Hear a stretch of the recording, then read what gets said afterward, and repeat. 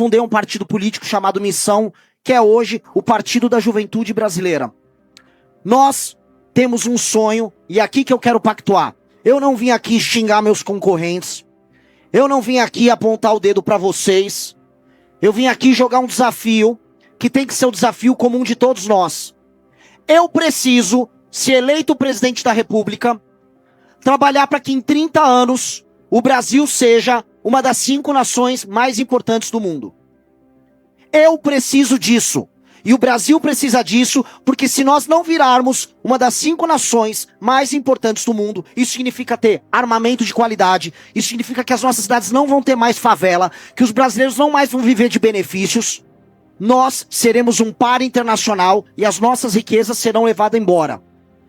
E por que eu preciso falar isso para vocês? Porque vocês sabem porque nós não conseguimos executar nada. E hoje o Brasil é uma nação fraca. O poder executivo não manda. E quando eu falo poder executivo, eu falo do presidente do governo federal, eu falo dos governos estaduais e eu falo dos prefeitos. Todos nós, eu me coloco aqui como futuro presidente, somos escravos de legislações que não deixam a gente fazer o que precisa ser feito. Somos escravos por vezes do Ministério Público. O presidente é um escravo hoje do STF. Vocês, prefeitos, no fundo, se tornaram executores de emendas em muitos lugares de deputados federais. Sendo que é o município que paga a conta. Sendo que a riqueza é gerada no município. Essa é a base do jogo que nós precisamos começar a virar. Para ser uma das 5 nações mais poderosas do mundo nos próximos 30 anos, nós precisamos fazer as nossas cidades funcionarem. Essa é a base de tudo. As nossas cidades, elas precisam ser funcionais. E aqui eu começo o meu pedido e o meu desafio para todos vocês. Se esse louco aqui, se o Renan Santos vencer a presidência da República, o que esse cara pretende junto a vocês, os municípios? Primeira coisa. Hoje, nós temos uma grande disputa. Olha, preciso de mais recurso no município. O governo federal inventa moda com política. Cada hora uma política social nova, uma forma de administrar a escola nova. Aí joga a despesa para vocês. A despesa jogada para vocês. O orçamento veio junto? Não. Vocês vão ter que ficar toreando as invencionices que vêm de Brasília. Não dá mais para atuar assim. Os critérios que vão empoderar o município são critérios de desempenho e o município tem que começar a receber mais, tão logo ele bata as suas metas. Municípios precisam aumentar a sua arrecadação baseado no aumento do PIB. A gente tem que aumentar a atividade econômica dos municípios. E os bons prefeitos têm que ser premiados por aumentar a atividade econômica. Alguém já deve ter visto vídeos meus, entrevistas minhas falando certos municípios pequenos sem atividade econômica vão precisar ser mesclados a outros municípios. É polêmico eu falar isso aqui. Mas eu não tenho problema nenhum com um município que tenha 1000 habitantes sequer. Mas que tenha atividade econômica e se autossustente. Muito município no Mato Grosso, muito município no interior de São Paulo, no interior do Rio Grande do Sul, é autossustentável do ponto de vista econômico, mas não recebe a sua verba. Ao mesmo tempo, muitos municípios na região Nordeste eu pude rodar. Rodei o interior do Ceará, rodei o interior do Maranhão. Eu vi os municípios sem atividade econômica, largados à própria sorte, dependendo de um presente, de uma emenda que um deputado manda para lá. Uma parte dessa emenda faz um show, o deputado se reelege e a gente fica vivendo num ciclo de pobreza. Qual tem que ser o meu foco como presidente da República para os municípios, especialmente os municípios menores, que não têm atividade econômica? O foco do presidente da República é articular a agricultura e os serviços e levar frentes de trabalho para que estes municípios passem a deixar de ser municípios que contam apenas com o Bolsa Família e com auxílios e passem a ser municípios funcionais do ponto de vista econômico. Vocês pagam a banda e quem paga a banda escolhe a música. Nós precisamos fazer os municípios que pagam a banda ter atividade econômica e serem premiados por isso. Nunca se esqueçam dessa frase. Quem paga a banda escolhe a música. Quem paga a banda escolhe a música. Eu quero, nesse sentido, como o meu foco é aumentar o poder do poder executivo, e eu estou falando em todas as instâncias, eu preciso libertar vocês de um jogo político que é perverso. E qual o jogo político perverso? Os partidos focam todas as suas estratégias políticas e o sistema político em Brasília é construído para que o deputado mande em você. Vocês, e muitos de vocês não podem falar isso, vocês são escravos dos envios de emendas dos deputados. Vocês são escravos disso, porque o pouco que vocês podem ter de orçamento discricionário para investir é o orçamento de emenda. E o deputado quer definir isso junto, porque ele está pensando no voto que ele pode ter. O jogo tem que mudar. Os partidos têm uma coisa que é o fundo partidário e o fundo eleitoral. Todo mundo aqui conhece. Todo mundo sabe aqui como é determinado o dinheiro dos partidos, certo? É o número de deputados que é eleito. Eu proponho para os senhores uma revolução. E essa é a revolução que vai fazer a gente ter este país que em 30 anos será uma das 5 maiores nações do mundo. É a revolução que vai entregar o poder para o prefeito que entrega meta.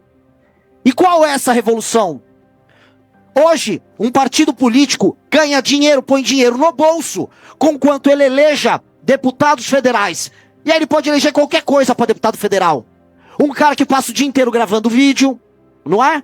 Olha lá a esquerda, olha lá a direita, ou o comunismo, olha... Ou o deputado que só quer cuidar da emenda e a distribuição da grana para os apaniguados deles, tratando o prefeito como um mero repassador e executor dos planos deles. Nada disso. Imaginem uma alteração na lei eleitoral, que é PL, simples, maioria simples, em que o fundo partidário e o fundo eleitoral sejam condicionados a indicadores de desempenho dos prefeitos. Então vamos supor, temos um prefeito de uma cidade aqui, ele tem 20% de cobertura de esgoto no município dele. Ele transformou em 30% no mandato dele, ganha ponto. Ele melhora o índice no IDEB, ganha outro ponto. Aumentou a atividade econômica, ganhou mais 2 pontos. Esses pontos são ponderados pelo tamanho da cidade, e aí o partido recebe o fundo partidário dele e metade do fundo eleitoral baseado no desempenho do prefeito. Com base nisso, qual é o foco de um partido político no Brasil, do sistema político no Brasil? Fazer o prefeito trabalhar bem e bater meta. E o prefeito passa a ser a figura, dado que ele executa e faz as coisas acontecerem para as pessoas, a figura que se torna o centro da política brasileira. O centro da política brasileira tem que ser o poder executivo e tem que ser o prefeito. Vocês não podem ser escravos do envio da emenda alheia. O prefeito que bate meta de desempenho, o prefeito que aumenta a atividade econômica, ele tem que ter, a partir do momento que ele gera mais recursos, um percentual maior. Não é que ele vai receber mais apenas proporcionalmente. Tem que receber um percentual maior porque aumentou a atividade econômica. Eu vi quando eu rodei o interior do Ceará, e entendam, o interior do Ceará até os anos 80 era um dos lugares mais pobres do Brasil. Seca, fome, a gente teve grandes crises de seca e de fome no interior do Ceará ali nos anos 80. Veio um homem chamado Raimundo Viana, esse homem foi trabalhar ali no governo do Tasso Gereissati, depois trabalhou no governo do Ciro. Qual foi o foco daquele homem? Levar desenvolvimento industrial para o interior do Ceará. Ele gerou arrecadação no interior do Ceará. Talvez eu tenha algum prefeito, algum vereador que esteja aqui presente, que foi contemplado nos anos 90 com as empresas que foram ali para o interior do Ceará. Mudou completamente a paisagem das cidades. Sobral só é Sobral por causa disso.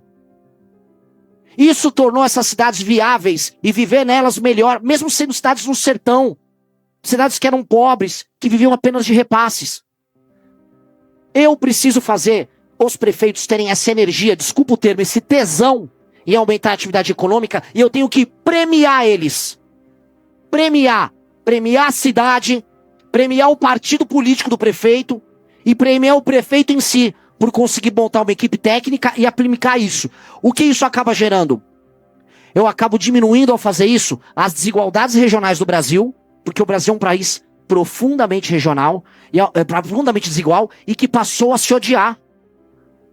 Hoje, uma parte da população do meu estado, São Paulo, uma parte da população do Sul, acaba se ressentindo com, vai mais verba pro Norte, vai mais verba pro Nordeste. Eu gravo vídeos falando disso o tempo todo.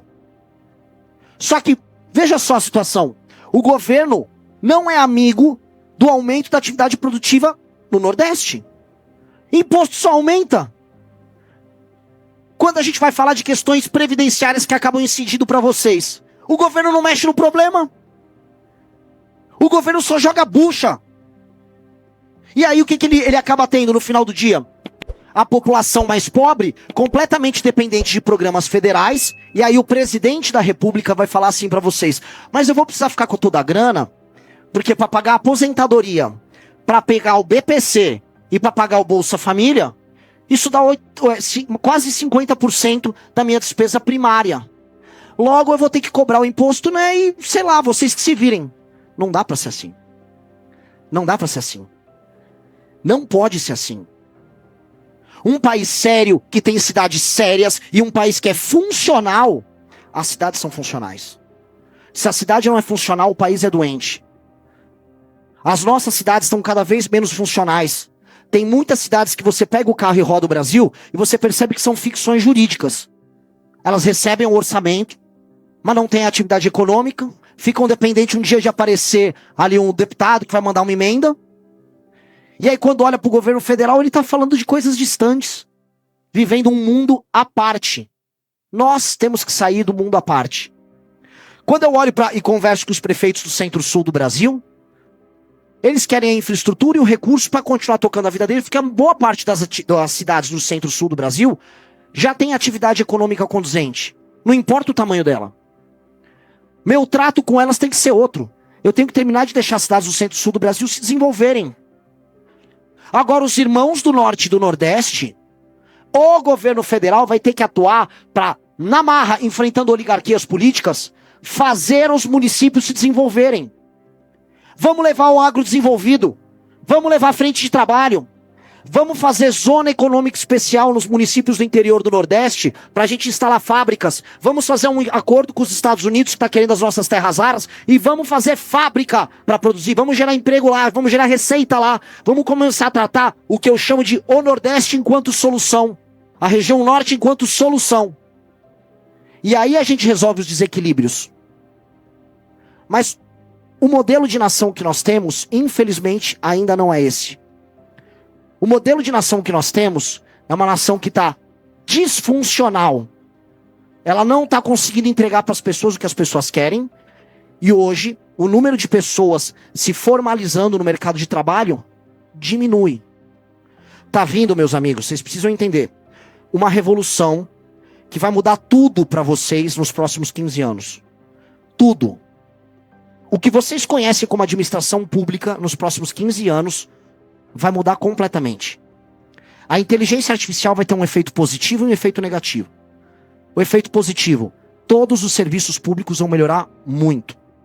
Muito. A gente vai criar um prontuário único para colocar no SUS, em que as pessoas, todos os exames que ela fez, todas as idas à UBS, toda vez que ela foi numa policlínica, tudo aquilo vai estar registrado. Isso vai facilitar até você prever os estoques de remédios que vão precisar estar ali numa UBS, você vai prever a evolução de uma doença com uma pessoa, e aí você vai poder tomar medidas para evitar que ela desenvolva, por exemplo, uma diabetes, uma doença crônica, um câncer de mama. Isso vai melhorar muito o atendimento, e as pessoas vão perceber. Essa revolução já começou a acontecer em vários países. El Salvador, as pessoas hoje têm praticamente um SUS no celular. Ela é atendida na hora quando ela precisa fazer o exame. Ela tem teleatendimento ali pelo celular. Ela sabe quando o remédio está chegando na casa dela. Ela consegue programar os exames. Tudo. Essa revolução vai acontecer no Brasil. E essa revolução é boa para vocês. Agora tem o lado ruim dessa revolução. Que pouca gente está falando. Todo mundo está com medo de falar do outro lado. É que boa parte dos empregos vão desaparecer. Os empregos como nós conhecemos vão desaparecer. E se nós não fizermos uma reforma muito grande, econômica no Brasil, mesmo os municípios que têm atividade econômica poderão padecer. Eu, como presidente da República, terei uma missão muito clara. Eu tenho que aproveitar a dádiva que foi dada por Deus aqui nesse país, que é a existência agora dessas terras raras e da energia, e entregar para o Norte e Nordeste, que são, assim, privilegiados do ponto de vista do sol, data centers e toda uma cadeia produtiva ligada a essa tecnologia que envolve até a inteligência artificial, ou seja, usar a energia renovável que nós temos lá e a proximidade com o cabeamento, os fios que vão para os Estados Unidos e que vão nos conectar com a Ásia e com o mundo para criar esses data centers ali e criar os empregos de qualidade que não vão desaparecer. E para quem é do Centro-Sul, de maneira bem clara, estou falando em grande PIB, as terras raras. Não que não tenha terra rara a ser explorada, por exemplo, no Ceará. Não que a gente não tenha um fosfato para buscar na região norte e na região nordeste. Tem. Mas tem duas cadeias multibilionárias que vão poder gerar arrecadação, emprego de alta qualidade e melhora de vida nas cidades. Alguém tá falando disso da maneira séria como precisa ser dita agora? Alguns pré-candidatos estão falando disso? Ninguém tá falando disso. Estão só brigando um com o outro. A revolução que vai aumentar o PIB nos seus municípios é uma revolução que vai fazer com que o Brasil seja não apenas a fazenda do mundo, a Amazônia, o pulmão do mundo. Não. Nós seremos a base de energia, a base de dados e a base que vai fazer os componentes de toda a industrialização mundial do século XX. A gente só tem que escolher se a gente fornece a matéria-prima ou se a gente faz a cadeia. Se a gente fica com isso, vocês não têm ideia do tamanho da arrecadação, vocês não têm ideia do tamanho do dinheiro e da geração de classe média que a gente vai ter. Alguém conhece o avião de guerra mais poderoso do mundo, o F-35? O F-35 é um avião americano, é a base do sistema de defesa e ataque americano. Vai 0,5 tonelada de terra rara dentro daquilo lá. Não existe Estados Unidos poderoso sem a terra rara que tem no Brasil. E eu não vou fazer igual os demais, então, não, dá tudo lá para o americano. Não vai rolar isso. Vamos produzir a turbina do avião deles aqui. Quer a terra rara? Vamos fazer a cadeia aqui. E dá para distribuir isso ao redor do Brasil. Dá para distribuir a arrecadação disso ao redor do Brasil. A galera não tem ideia, meus amigos, do tamanho da revolução que vem aí se a gente souber trabalhar junto. Se a gente souber executar junto. Só que eu preciso empoderar o poder executivo. Eu preciso que quando eu for levar uma fábrica que tenha terra rara para uma região no interior do Maranhão, vamos colocar ali, que os prefeitos já estejam fazendo a lição de casa e consigam formar mão de obra. Que a cidade seja boa para morar, porque quando eu precisar trazer um gringo que vai ganhar 50 pau por mês para uma fábrica que eu tô trazendo, ele queira morar naquela cidade. Quantos prefeitos estão aqui e não conhecem um problema claro que é, ele quer atrair a empresa, consegue dar eventualmente um benefício, como aconteceu em vários lugares, mas a empresa não quer instalar porque os funcionários que ganham mais falam, eu não quero morar naquela cidade. Isso acontece em muitos lugares. E aí você não consegue terminar o processo. Por quê? Porque viver nas cidades muitas vezes é muito ruim. Eu preciso que vocês já estejam construindo essa lição. E eu preciso que o governo federal e que as instituições não te sabotem para quando a revolução acontecer, vocês estejam prontos para que ela aconteça. E a revolução começa a acontecer agora. É na próxima gestão, é a partir de 2027. É a revolução da energia com os data centers e a revolução ligada as terras raras. É uma nova revolução que vai gerar uma corrida para os municípios e isso não é centralizado em São Paulo, isso não é centralizado no Rio de Janeiro, isso é espalhado pelo país. Eu preciso fazer isso. Essa é a missão da minha geração. Se eu encaixar o Brasil nesse jogo e se vocês participarem desse processo, nós nos tornaremos a nação desenvolvida que nós nascemos para ser. Esse é o nosso papel. Nós não podemos ter pouca ambição. Se a gente ficar com pouca ambição, a gente vai ficar se encontrando em eventos como esse, brigando eternamente. Porque o nosso foco não é um. O nosso foco tem que ser só um. Eu tenho que fazer a atividade econômica nos seus municípios aumentarem. Eu tenho que deixar vocês andarem com as próprias pernas. E eu tenho que trazer todos esses contratos de terras raras. Eu tenho que pegar o agro nosso, que é maravilhoso, e gerar a cadeia produtiva completa. Se você pegar o oeste de Pernambuco, região de Petrolina, produz fruta pra caramba. Vamos vender sorvete pro mundo? Vamos ter marcas ligadas a esse produto? Vamos aumentar a cadeia? Quantos municípios aqui não vivem do café? A turma que vive do café, vocês sabiam que o Brasil fatura menos com café do que a Alemanha? A Nespresso, Suíça, leva faturamento muito maior do que nós produzimos o café. Vamos escalar isso. Vocês sabem um efeito para as cidades se a gente escala as cadeias? É colossal. É colossal. Só que a gente não tá lutando para fazer isso.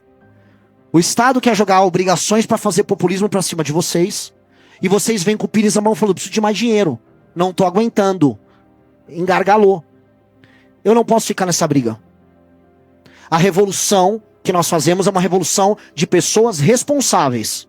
Eu quero pegar os melhores prefeitos que batem os índices e os indicadores. Eu quero colocar a equipe técnica para trabalhar com esses prefeitos e eu quero facilitar a obtenção dos recursos para que eles cumpram as políticas e batam os indicadores. Se eles melhores indicadores de desempenho nos municípios, o dinheiro dos partidos é determinado por eles e não mais pelos deputados.